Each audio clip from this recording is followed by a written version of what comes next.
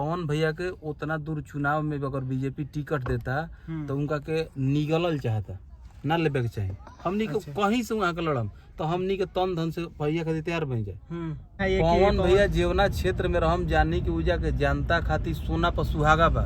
काहे से एगो सरकारी फंड तो बल ही बा, यहाँ के अपना फंड से सहयोग करत रहम तो ई श्रोता सुनवैया वहाँ के लेवल तक पहुँचैले बा। तो ई सेवा आ ई व्यवस्था हमारा ये भोजपुरी जनता कहीं मिलल चाहत रहे। भोजपुरी में कहीं भोजपुरी समाज में लड़ रहती जीवन भोजपुर बहुमूल्य क्षेत्र बा जहाँ भोजपुरी चढ़ बढ़ के बोलल जाला समझल जाला वो क्षेत्र से वो जनता के सहयोग से ए लेवल तक गोल बाई आज स्टार बाई आज सांसद बनती तो जनता की सेवा करती तो तब न हमनी के अच्छा लगे। तो एजा से दिहल चाहत रहे। पवन भैया भोला भला आदमी है, 10 तरह से इधर से उधर से मोटिवेट कर दिया होगा। काहे खातिर बढ़िया जगह से मिले चाहिए टिकट। नमस्कार, आप देख रहे हैं भोजपुरी नेशन में हूँ आप सबका भाई गौरी शंकर। इस वक्त मैं पटना में हूँ और आज हमारे साथ तूफानी लाल यादव जी हैं। इनको तो आप लोग जानते ही हैं क्योंकि भैया भोजपुरी के एकमात्र ऐसे स्टार हैं जो अपने अलग मिजाज के लिए जाने जाते हैं और हर हमेशा इनके गाने भी कुछ इसी तरीके से होते हैं। अभी इनका हाल ही में एक गाना भी आया है। सबसे पहले भैया बहुत बहुत स्वागत है भोजपुरी नेशन में आपका। रौरो के और भोजपुरी नेशन देखे वाला जो भी महानुभाव देखत हैं सब लोग के कोटि कोटि प्रणाम। वाला भी नया आज सुबह न्यूज आया है कि भोजपुरी के पावर स्टार पवन सिंह जी को पश्चिम बंगाल के आसनसोल से टिकट मिल गया है। एगो मैंने हम बात बताओ दिलवा के समुद्र मंथन होत रहे ना तो समुद्र मंथन में कुछ लोग मुहा और लगले नागवा के आ कुछ लोग पोछिया और लगले। तब मुहवा और लागे वाला जानते के रहे देवता लोग ना लगलन कौन लोग ना मुंह हो रहे ये लोग लगियन लोग तो राक्षस लोग के मुहा और लगा दियल गुरी माने बुरबका समझ के कैसे कि ये शहीद हो जास लोग आ पोछिया और देवता गण हो गए बुद्धिजीवी रहन लो बौद्धिक रहन लो। तब मुहा और ज्वाला निकली नु विष निकली ज्वाला निकली तो आगे ज्वाला निकली तो भाई तो मरत नु जी हैं राक्षस गण मरत जी हैं। समुद्र मंथन होकर दे राक्षस अपन मन समाप्त जी हैं। आ समुद्र में से अमृत मिली तो पी के देवगण। तो ई पवन भैया के उतना दूर चुनाव में अगर बीजेपी टिकट देता तो उनका के निगलल चाहता ना लेबे के चाहिए। हमनी के कहीं से वहाँ के लड़म तो हमनी के तन धन से भैया खातिर तैयार बन जाए। कहीं से लड़म तो हमनी के तैयार बन जाए संगे घूमे खातिर पार्टी पोटीशन अपना जगह बा जोन वहाँ से हमारा व्यवहार बा हमरा खातिर जोन समय में आटल बानी तो वहाँ के कौनो पार्टी से बीजेपी आरजेडी कांग्रेस समाजवादी सब छोड़ दी ना वो बंगलो छाप से आ जाए नु तो हमनी के अपन संगे बनी जाए बसरते वहाँ के ओया से टिकट दे के बहुत गलती के लिए काहे भाई देव जीवा जाके आसाम में देव जीवा वहाँ के भोजपुरी के स्टार हैं भोजपुरी के स्टार हैं। हमको ये बताइए कि मनोज तिवारी जी को टिकट दिया जाता है स्वेच्छा से, रवि किशन जी को स्वेच्छा से दिया जाता है जीतने वाले सीट पर, निरहू जी को सांसद बनाया जाता है तो उनको अजिगरवा का मुँह वाला मिल रहा है सीट निरहू जी के। बाकी किस्मत के साढ़ापन लही गई दूसर का बे न तू हो जिगरवा के मुंह पर रहन हट गए तब अगले जादव तब जीत माने वो बात कहते हैं। बाकी वो खतरनाक सीट ना रहे मलगुफा मिलल बा रवि किशन जी के कि सुतलो रहिए नु वजह से कुकुरो खड़ा कर देम नु ई कमल छाप से है तो बानरो आजी तो करे पर मोहर लागी तो वैसन जगह से। पवन भैया के देखी कुछ सीट होला के जैसे निकले जीव आरा मिल रही आरा से मिल रही पवन भैया के तो हर युवा साथ देते चाहे कौन पार्टी से वहाँ का थी तो आरा से आई थी चाहे बीजेपी से आई थी चाहे मतलब कि आरजेडी से आई थी तो वो कौन पार्टी से आई थी वहाँ के जीत रहे। बक्सर से आई थी कौन पार्टी से आई थी जीत रहे। कैसे भोजपुरी बहुल्य क्षेत्र बा या भोजपुरी के पकड़ बा आ भोजपुरी के चाहे वाला वहाँ के बड़े आदमी देखो मोबाइल वाला और हिलत हुई तो यही जगह से वहाँ के लड़ल चाहत रहे एने से लड़ती कुछ ना हो बलियां दे देती जा बीजेपी।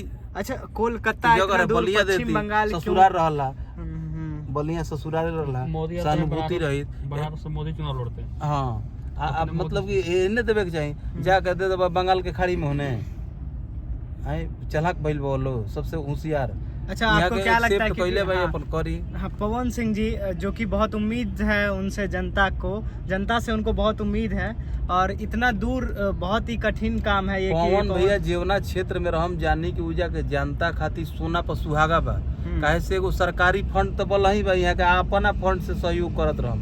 तो ई श्रोता सुनवैया वहाँ के लेवल तक पहुँचैले बा। तो ई सेवा आ ई व्यवस्था हमारा ये भोजपुरी जनता कहीं मिलल चाहत रहे। भोजपुरी में कहीं भोजपुरी समाज में लड़ रहती, जीवन भोजपुर बहुमूल्य क्षेत्र बा, जहाँ भोजपुरी चढ़ बढ़ के बोलल जाला, समझल जाला, वो क्षेत्र से वो जनता के सहयोग से ए लेवल तक गोल बाई, आज स्टार बाई, आज सांसद बनती तो जनता के सेवा करती, तो तब न हमनी के अच्छा लगे। तो एजा से दिहल चाहत रहे। अरे मोदी आसनसोल चल जा, कौन सी बनारस बुला दे, तब न मानब हम। मोदी जी काहे नहीं कि चल जाते आसनसोल में, चल जीते चायपत्ती बागान में उन्हीं है।